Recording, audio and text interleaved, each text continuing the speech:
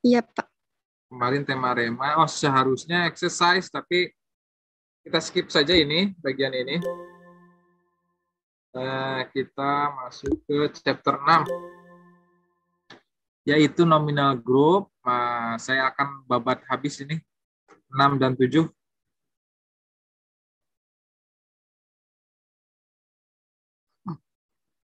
Nah, ini 6 dan 7. Spoken and written language nanti. Nah, saya punya slide PowerPoint sendiri supaya nanti teman-teman lebih sederhana dan paham.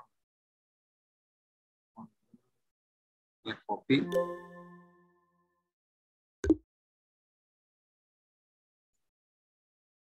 Bentar.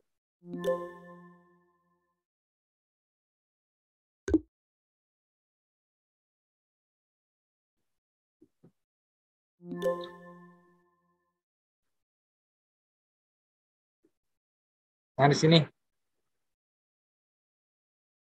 sebelumnya juga sudah dibahas sebetulnya perbedaan antara spoken dan written language. Bahwa spoken itu tidak berarti bahasa yang diucapkan, begitu juga written bukan berarti bahasa yang dituliskan. Nah, ini perbandingannya. Ada bahasa tulis, ada bahasa lisan. Written bukan berarti kok langsung ke sini ya?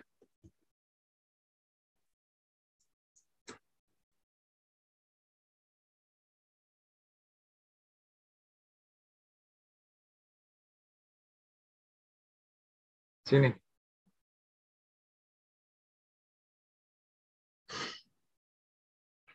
Spoken itu bukan berarti bahasa yang terucap, begitu juga written bukan berarti bahasa yang dituliskan.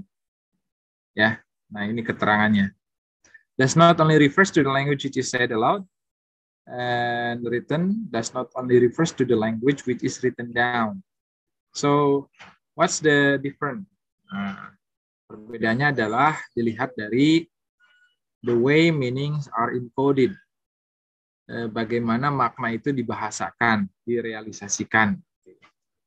Jadi gitu ya konsep dasarnya. Spoken berarti bukan bahasa yang diucapkan, written bukan berarti bahasa yang dituliskan. Tapi dilihat bagaimana bahasa itu direalisasikan dalam bentuk gramatika nanti ke depan. Kok macet? Nah, tadi sudah kita bahas the way meanings are encoded, ya, bagaimana makna itu dibahasakan. Nah, sekarang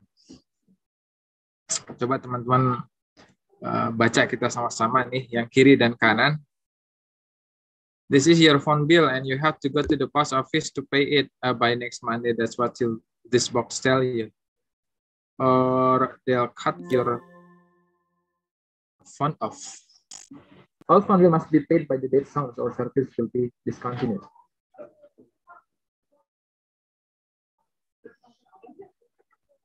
Nah, di sini perbedaan antara yang kiri itu spoken dan yang kanan adalah written. Padahal itu maknanya sama saja. Coba kita artikan.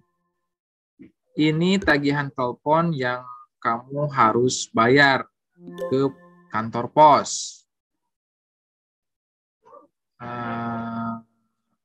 Paling telat hari Senin. Aduh, ini kenapa ya?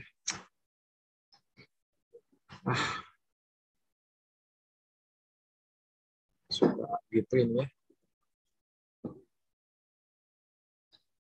Paling lambat hari Senin. Itu yang dikatakan tagihannya. Ya, di tagihan tersebut tercantum paling lambat hari Senin. Or they'll cut your phone off. Kalau tidak dibayar, sambungan telepon akan diputus. Nah, spoken itu merupakan bahasa kita sehari-hari sebetulnya. Bahasa polos. Bahasa yang dipahami oleh anak kecil sekalipun. Untuk sederhananya, kalau kemarin saya obras, pola-pola jahitan itu ada pola obras, pola lubang kancing, ini pola obras gitu ya. Nah, sekarang spoken itu secara sederhananya adalah bahasa yang polos, tapi itu kata-kata saya saja ya, supaya teman-teman paham. Kata-kata polos, kata-kata sederhana, bentuk bahasa natural, di mana anak kecil pun ngerti. Gitu. Paham, ngerti anak kecil pun. Nah, sedangkan written, ini bahasa yang sudah dimodifikasi ke dalam bahasa written atau paling dekat ke bahasa ilmiah. Ini bahasa ilmiah ini yang written itu. Atau disebut dengan adanya grammatical metaphor, metafora gramatika. Nah, coba aja perhatikan. All phone bill must be paid by the date sounds or service will be discontinued. Kalau diterjemahkan, seluruh tagihan telepon harus dilunasi sesuai tenggat waktu. Jika tidak, layanan akan dihentikan atau diputus. Oh, dia lebih abstrak. Dia lebih bebas konteks. Ini bahasa ilmiah ini. Ini non ilmiah, bahasa polos, bahasa anak kecil, bahasa bukan anak kecil. Bahasa standarnya lah. Ini sudah dimodifikasi nih.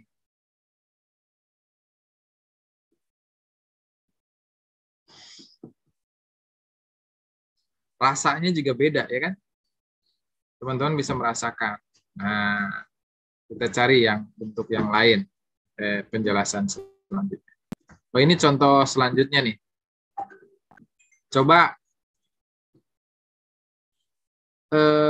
silakan teman-teman baca, ini bandingkan dua teks tersebut, mana bahasa spoken, bahasa yang polos tadi, sehingga anak kecil pun tahu, ngerti gitu.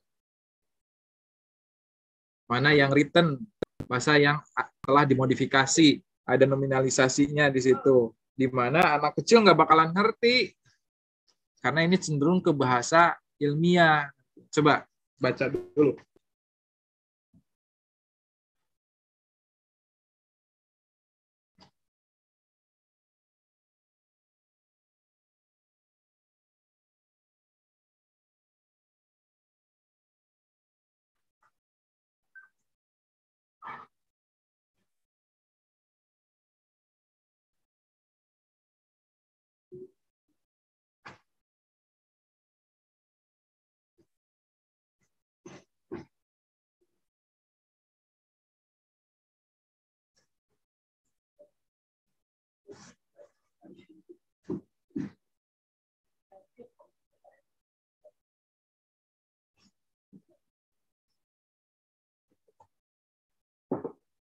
Sok, tulis di chat box lah.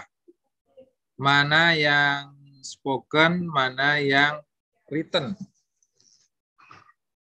Kiri atau kanan. Nah, sok. Di chat box tulis. Write your answer on the chat box.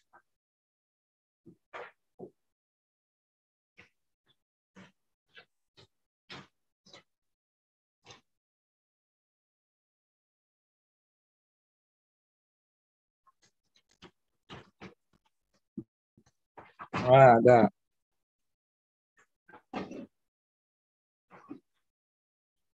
Ayo. Written yang kiri, spoken yang kanan. Ayo, Rita udah apa? Udah jawab.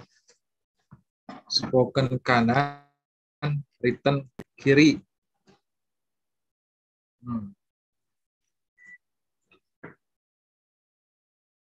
Tuh, sarua wae atuh. Written kiri. Yang kiri yang kiri itu yang if our matter kan ya? Dan yang kanan, sebelah kanan kita where a reading kan gitu ya? Pas sebaliknya. Betul ya? Iya, Oke. betul. Betul, Pak. Yang kiri spoken, nah ini berbeda nih Via. Yang kiri spoken, yang kanan written. Ayo. Lanjut. Yang spoken itu yang anak kecil pun ngerti gitu. Kiri spoken, kanan written. Oh, ini beda lagi nih.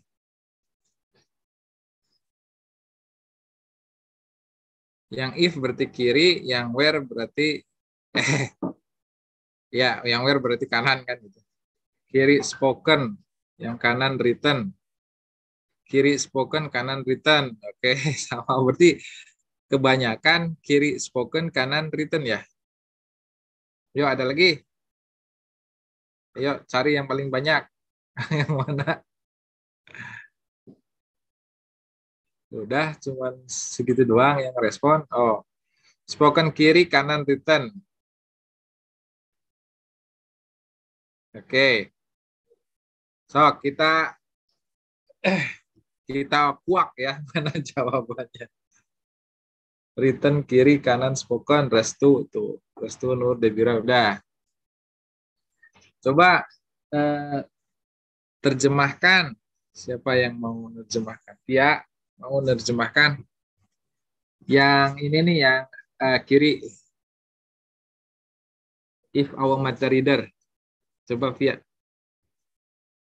Terjemahkan.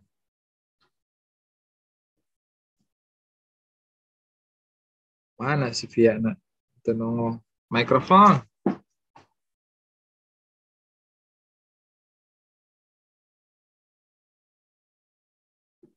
Ayo tuh. Mana? Nah, ada Via. Jika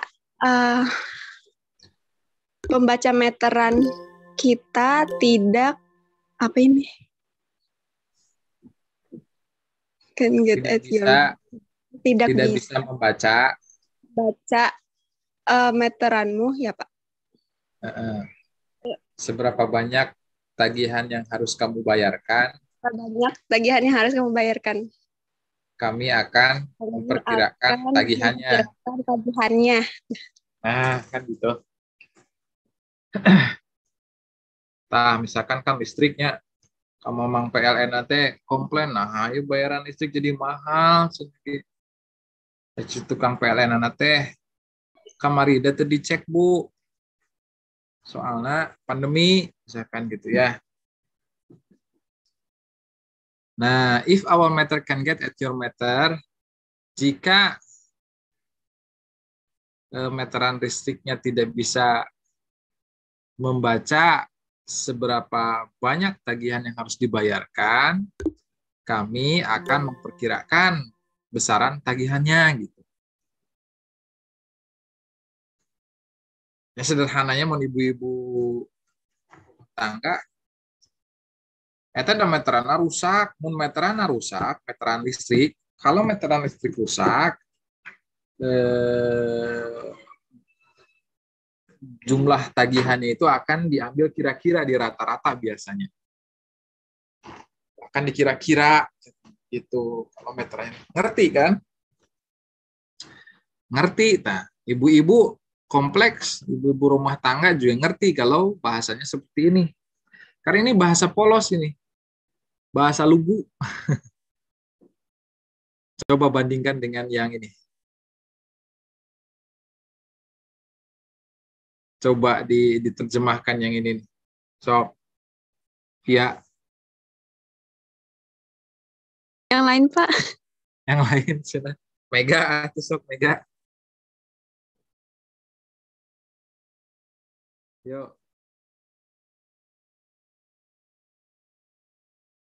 Susah nerjemahkannya juga kan, karena dia abstrak.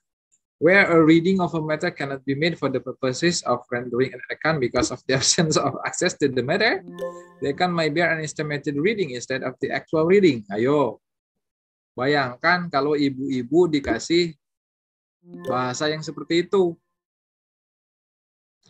Mang, ya kunaon tegan listrik jadi mahal. Terus si mamang PLN ngomong, where a reading of a matter cannot be made for the purposes of rendering an account because of the absence of access to the matter, The account might bear an estimated reading instead of the actual reading. Ayo, walau hok meureun si ibu nage ngomong naon cenah ge. Walau hok kembang kadu. Karena ini adalah mungkin ke si mamang PLN nanti ibu-ibu. Jang ngomongnya biasa baik. Ini juga di misalkan jika di kampus sesuai bahasa. Nah, ini kan ini istilahnya bahasa kampus ya. Artinya ini bahasa fitur bahasa yang dekat dengan fitur bahasa ilmiah. Tuh, lihat maknanya sama, the meaning is the same. But the realization is different, right? Betul tidak, teman-teman? Betul, Pak. Ya, jadi ini bahasa polos. Nih, spoken yang kiri dan ini yang written. Bahasa ini yang written ini dekat dengan bahasa ilmiah karena ada modifikasi, ada pemadatan makna. Kok padat, Pak? Kan ini lebih banyak ininya kata-katanya. Lihat-lihat aja nih, kita hitung klausanya. Bukan jumlah kata, kita hitung klausanya. If our meta reader can get at your meter, satu klausa. To read it, dua klausa. To find out how much you owe, tiga klausa. We'll have to estimate your account, 4 klausa. Tuh, kan there are 4 clauses in the spoken one here. Sedangkan di written, coba. Where reading all matter can be made for the purpose of reading akan kesulitan sama matter, koma, one clause. The account may be arranged with the reading instead of the actual 2. Hanya 2 klausa saja. Di spoken makna yang sama itu tadi 4 ya, 4 klausa, sedangkan di written itu hanya 2 klausa dipadatkan. Tuh, itu written, bahasa written.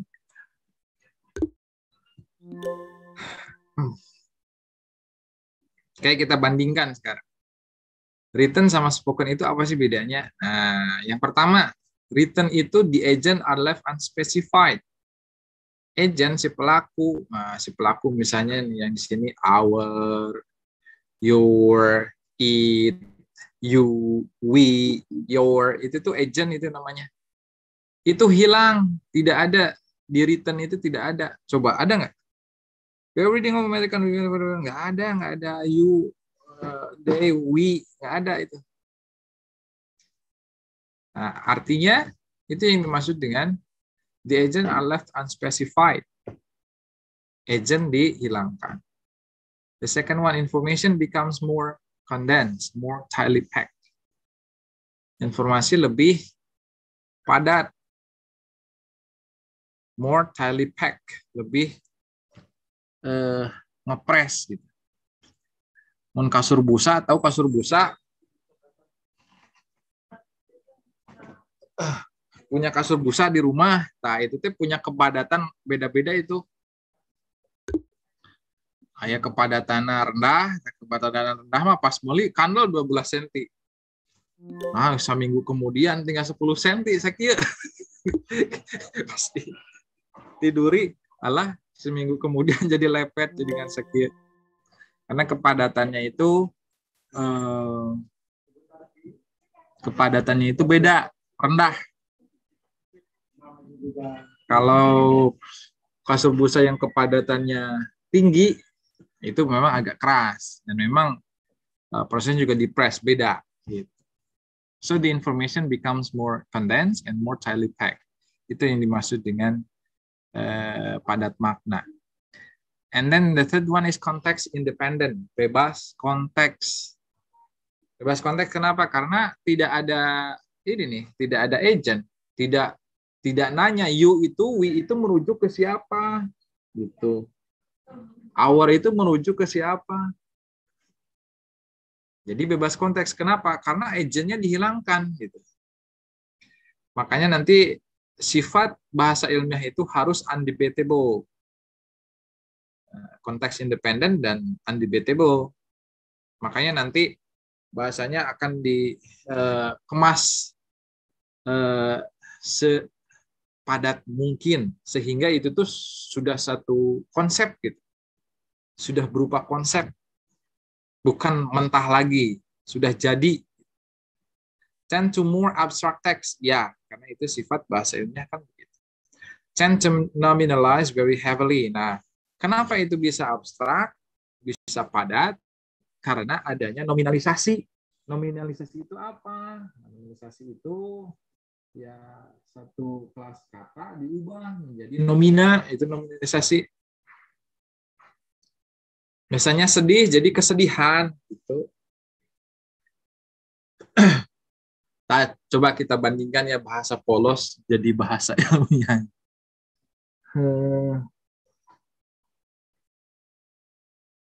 Saya sedih hingga saya mati. Kenapa? Karena kamu mengkhianatiku. Kita ubah bentuknya. Jadi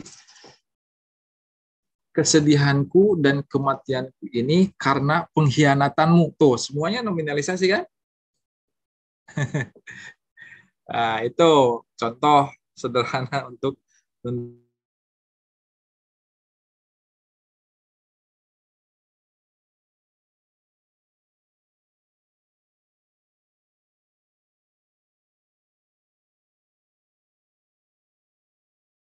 melihat ininya. Coba yang nomor 6. Kalau di written itu lexical density, padat leksikal, sedangkan untuk spoken itu grammatical intricacy. Jadi grammarnya yang rumit. Nanti kita cek di depan.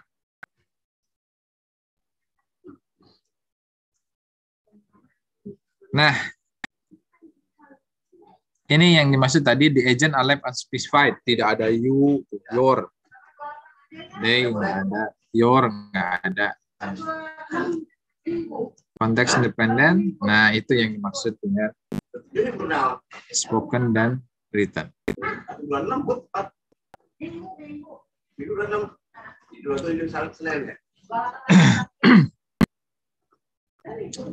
Nominalisasi itu apa? Nominalisasi itu is the single most powerful resource for creating written text. Biang kerok ya, biang kerok untuk membuat dari spoken menjadi written. Itu the single most powerful resource for creating written text. Merupakan perangkat yang powerful dalam membuat teks written. By this device, dengan perangkat ini, verb, adjektif, preposisi, konjungsi, bahkan klausa itu diubah menjadi nomina saja. Ayo kita latihan. Invest itu kan kata kerja. Coba dinominalisasikan jadi gimana? Invest jadi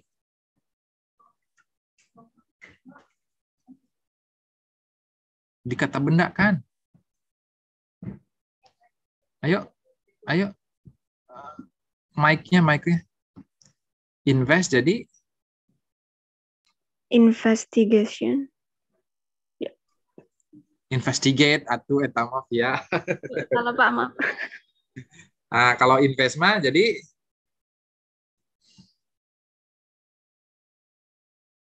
investasi apa bahasa Indonesia? Bahasa Inggrisnya.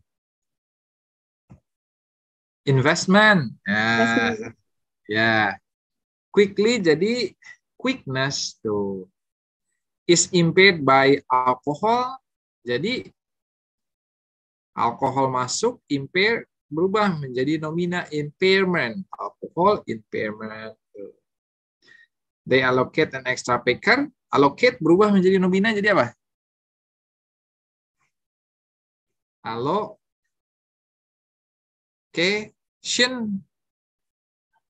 Allocations of extra picker jadinya.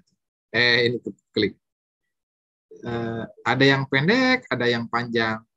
Dinominalisasikan dengan ukuran panjang yang bervariasi jadinya teh gitu. There are no synonyms, tidak ada sinonim, the lack of synonym. Nggak ada uang, lack of money. Nggak ada kehidupan, nggak ada uang, nggak ada kehidupan.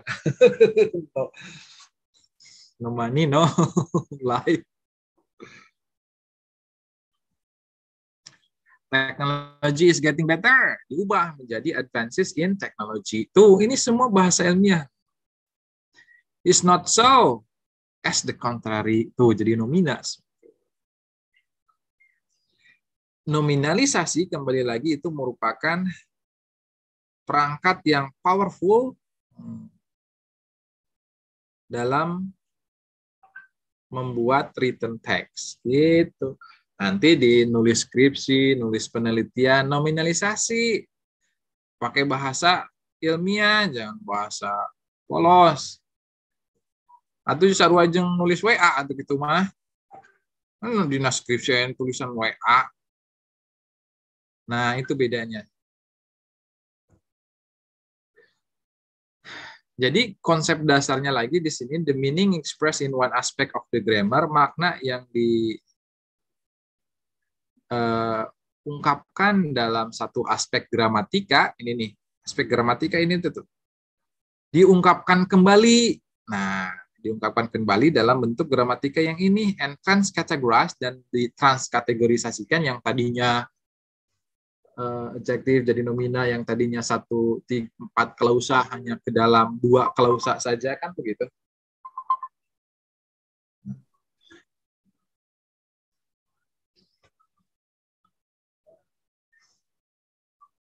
Ditranskategorisasikan ke dalam aspek grammar yang berbeda.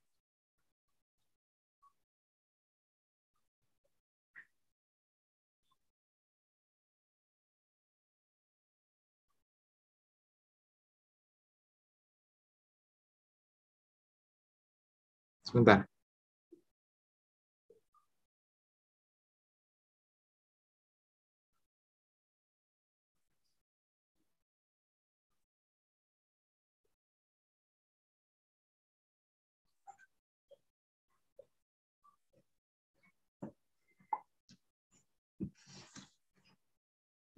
Jadi makna dalam spoken realisasi gramatikanya seperti itu.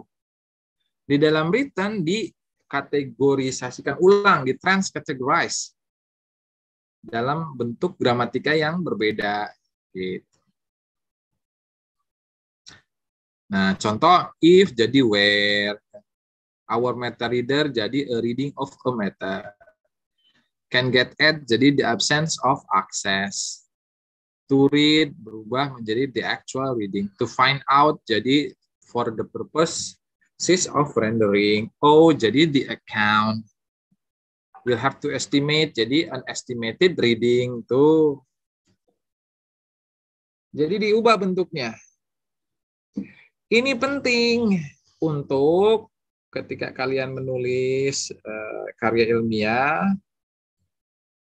itu kan harus parafrase ya. Ini nih, kita itu sedang belajar salah satu cara untuk paraphrasing. Nah, tidak terdeteksi plagiat. Paraphrasing. Gitu teman-teman. Maknanya sama tapi bentuk beda. Sob, atau udah beda tuh. Tuh. Yang if pakai where atau udah jauh, atau si Turnitin nggak bakalan menganggap itu tuh sama, orang beda, tapi maknanya padahal mah sarua. Gitu kan.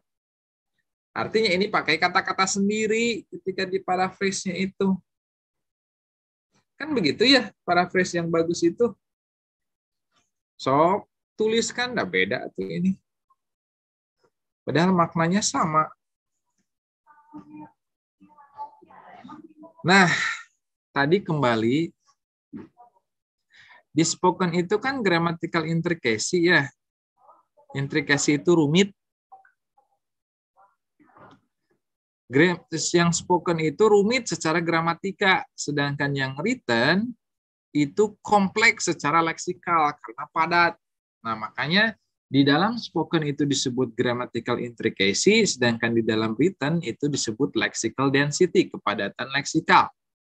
Leksikalnya padat. Tadi mun busa teh namanya busa tah busa kasur. Kalian tidur di mana? Ada punya kasur busa kan? Kepadatannya itu beda-beda. Idek we atuh, idek. Tekan sok yang kepadatannya tinggi mah tidak melehoy. Kalaupun kepala kejedot gitu masih tertahan karena padat. Eta mun busa anu ari meuli beuni gagah misalkan tebal. Nah, seminggu kemudian jadi lepet jadi 10 cm. Nah, itu kepadatan busanya itu rendah namanya. Nah, dalam teks juga begitu. Ada kepadatannya padat gitu. Ada yang rendah itu spoken, yang padat itu written gitu, teman-teman. Coba kita lihat, di spoken itu katanya, kan tadi ini disebut grammatical intricacy.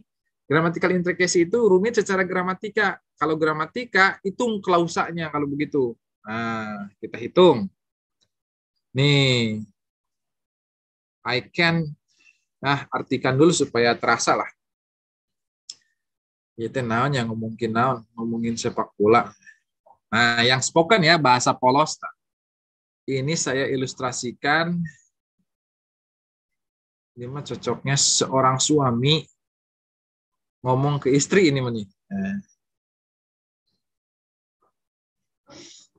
Seorang suami ngomong ke istri, cek salaki nanti. I can mind the kids today. Saya nggak bisa merawat anak-anak hari ini because I must go to football training karena saya harus pergi latihan sepak bola dan saya nggak bisa pulang lebih awal.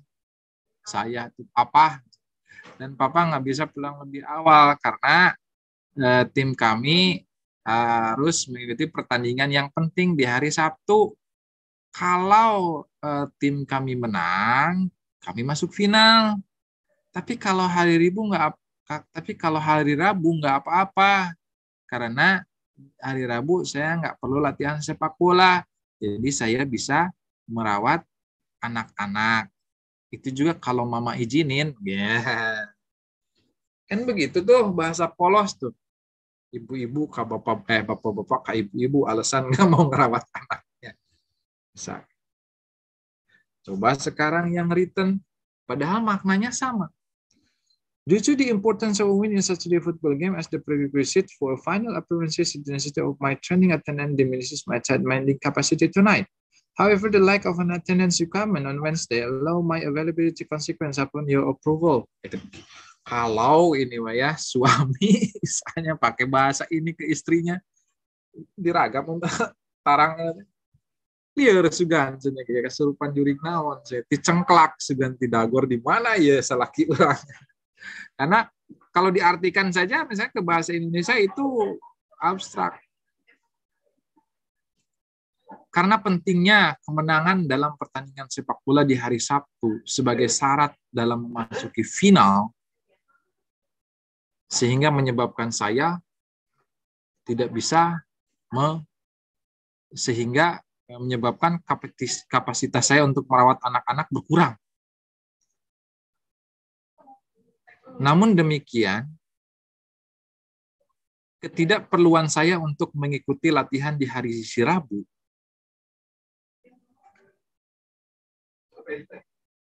memberi saya kemungkinan untuk merawat anak-anak berdasarkan persetujuanmu. Waduh, eta jika seorang profesor ngomong guys ditabok. Nah inilah itu bedanya teman-teman ya. Coba lihat, yang spoken ini kalau dihitung, ini kan grammatical intricacy. Kalau grammatical intricacy hitung aja klausanya, ada berapa klausa? Tuh, 1 today, 2 training, 3 early, 4 Saturday, eat 5, final 6, fine 7, training 8, dan 9, sampai yuk 10. Ada 10 klausa ini. Sedangkan di written ada berapa klausa? Hanya 2 klausa saja tuh. Bayangkan dari 10 klausa dipadatkan jadi 2 klausa saja. Atunya padat atuh. Ya. Yang ini 10 klausa, yang ini 2 klausa saja. Nah, itu grammatical intricacy, tinggal lihat saja. Tinggal lihat jumlah klausanya. Yang ini jelas, ini terbukti bahwa spoken itu dia lebih rumit, intricacy daripada yang written. Written cuma 2 klausa saja. Nah, terus yang ngomongin lexical density. Lexical density itu kepadatan leksikal. Kepadatan leksikal itu ada rumusnya. Ini rumusnya. Rumus kepadatan leksikal itu, nah ini kan tadi teks itu ibarat busa. Kasur busa, tarik kamari, senengge teksnya ibarat tekstil, senengge hari ayeuna ibarat kasur busa. Ini mah supaya saya teman-teman paham. Kalau kasur busa diukurnya ada kepadatan busanya bisa diukur. Kalau teks gimana Pak cara ngukurnya? Ada. Kepadatan leksikalnya bisa dihitung. Nah, ini rumusnya teman-teman. Jumlah content words di dalam clause kompleks itu dibagi, ini per ya, dibagi dengan jumlah klausa. Jumlah content words dibagi jumlah klausa. Content words itu adalah kata-kata yang pentingnya atau yang menjadi kata kunci. Ini yang di bold nih. Yang di bold ini semuanya adalah content word namanya. Lawan content word adalah function words. Function word itu preposisi, konjungsi, itu function words. Tuh, 2 kalau dihitung ini ada 20 kalau tidak salah. Ada 20 content word ya. Ini ada 20 content word yang di bold ini. Dibagi 10 klausa. Ini ada 10 klausa. Menghasilkan 2 saja kepadatan leksikanya hanya 2. Nah, kan 20 dibagi 10. 2 kan? Nah, sedangkan yang di written udah jelas pembaginya saja udah kecil kan, hanya ada 2 klausa. Pasti lebih padat lah. Kita lihat. Ini jika dihitung lexical density-nya ada apa? Content words-nya ada 24. Dibagi 2 klausa tuh. Berapa jumlahnya? 12 lexical density. Ini dari 2 dan 12 besar mana? Besar 12. Lebih padat mana? Ya lebih padat written. Gitu. Gila ya, sampai kita menghitung-hitung kepadatan suatu teks. Iya dong. Terus bisa teman-teman. Nah, yang ini aja. Exercise. Oh, ini review ulang. Ini kan per klausa ya. Coba kita latihan. Yang spoken itu kan gampang dipahami kan ya, gampang dimengerti. Coba ini artikan. Ini kan bahasa polos ini. Sok Adila terjemahkan yang ini. Kaca. Kaca. Retak. Kaca retak lebih cepat. Jika kamu menekannya sangat keras. Kuat kan gitu. Kita ngerti kan? Ya, Pak. Paham. Oh, gitu. Misalnya kita ke adik kita misalkan. Adik kita nama Udin. Udin tong diuk dina meja kaca eta teh. Kaca kalau ditekan lebih kuat akan mudah pecah kan gitu. Sederhananya ngerti si Udin juga, si anak kecil juga. Coba ubah menjadi kalimat ilmiah sekarang. Kalimat ilmiah akan menjadi seperti ini nih. Coba terjemahkan. Yang ini nih. Glass crack grow rate is associated with applied stress magnitude. Atau yang ini. The rate of glass crack growth depend on the magnitude of the applied stress. Padahal sama aja dengan ini kan maknanya. Sama saja dengan ini kan. Tapi setelah diracik, setelah diolah, jadinya begini. Inilah bahasa ilmiah, bahasa written. Coba terjemahkan, Adila. Siakeun, susah Pak. Sok terjemahkan.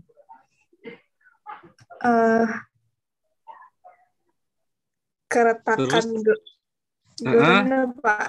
Keretakan gelas tergantung pada tergantung pada magnitudo apa Pak? Daya.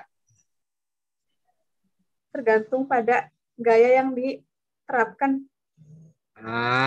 Ya, abstrak kan, makanya kesulitan kan, jadinya abstrak. Nah, si Udin juga pastinya malah si lancip orang ngomong naon sini, padahal mah eta nih. Nah, Din tong diuk dina meja, gitu. Karena tingkat keretakan pada kaca bergantung pada besaran daya tekan yang dipakai. Olah si Udin atuh ngomong naon sini gitu. Padahal mah maknanya merujuk ke yang spoken tadi. Tapi yang ini lebih ilmiah. Nih, gitu. Sama kan maknanya, tapi realisasinya berbeda. Ini bahasa kalian di kampus nih, di penelitian nih. Lanjut.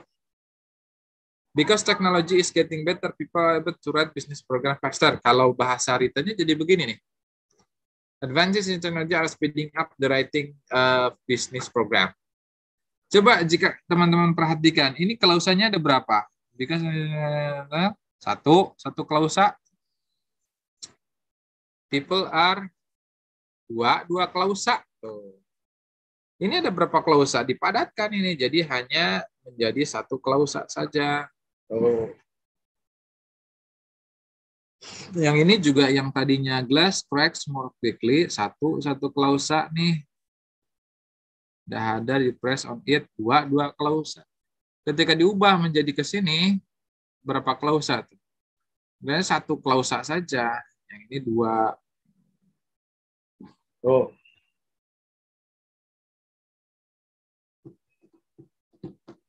Ya.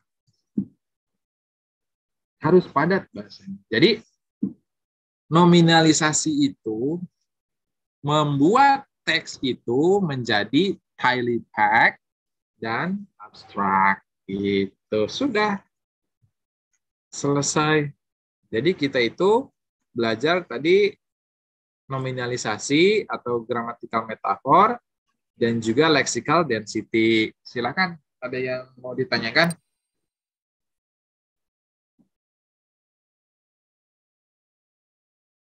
Sebelum kita lihat contoh penelitiannya, lagi-lagi. Yuk.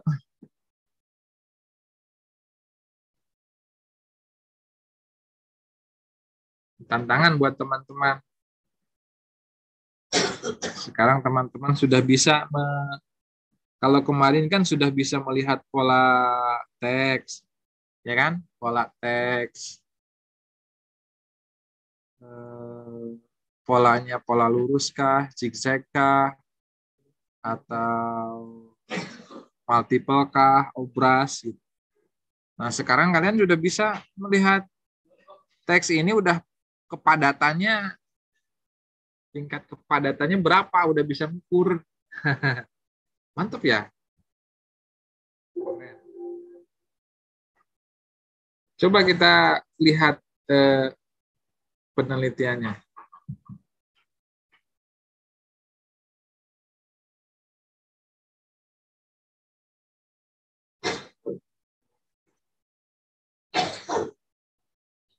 Sebentar. Kok harus nanya ke saya ya? Ini teh mahasiswa teh harusnya nanya.